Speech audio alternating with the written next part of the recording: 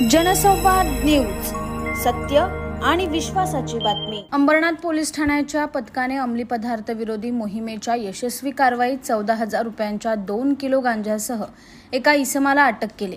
Police आयुक्त ठाणे शहर यांच्या मार्गदर्शनाखाली अंमली पदार्थ विरोधी मोहिमेची धडक कारवाई सुरू आहे। याच मोहिमेअंतर्गत पोलीस नाईक हेमंत पाटील यांना त्यांच्या खास गुप्त बातमीदारामार्फत माहिती मिळाली की अंबरनाथ पश्चिम येथील बंद डीएमसी कंपनीच्या मागे एक इसम गांजाची विक्री करण्याच्या उद्देशाने येणार आहे। सदर माहितीच्या आधारे गुन्हे शोध पथकाने तत्काळ 2 पंचासह संबंधित ठिकाणी छापा मारला। यावेळी अटक करण्यात आलेल्या इसमाचे नाव मनोज रामप्रसाद यादव असून तो वांगणी येथे राहतो। त्याच्याकडून 2 किलो वजनाचा गांजा जप्त करण्यात आलाय। जप्त केलेल्या गांजाची किंमत 14,000 रुपये असल्याचे पोलिसांनी सांगितले। सदरची कारवाई ठाणे पोलीस आयुक्त आशुतोष डुंबरे तसेच अपर पोलीस आयुक्तांच्या मार्गदर्शनाखाली करण्यात आलं। या मोहिमेत पोलीस उपायुक्त सचिन गोरे, सहाय्यक पोलीस आयुक्त शैलेश काळे, वरिष्ठ पोलीस निरीक्षक बालाजी पांढरे, किशोर शिंदे, काजरी, पोलीस उपनिरीक्षक काळदाते आणि गुन्हे शोध पथकातील पोलीस संजय चव्हाण, दत्ता जाधव, सचिन जाधव, हेमंत पाटील, सूर्यवंशी मुंढे आणि संजय जोशी यांनी सहभाग घेतला। नमस्कार।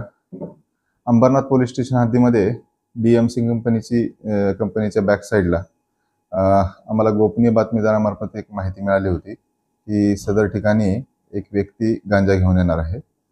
त्या अनुषंगानं आम्ही छापा कारवाई करण्याचा एक प्रयत्न केला।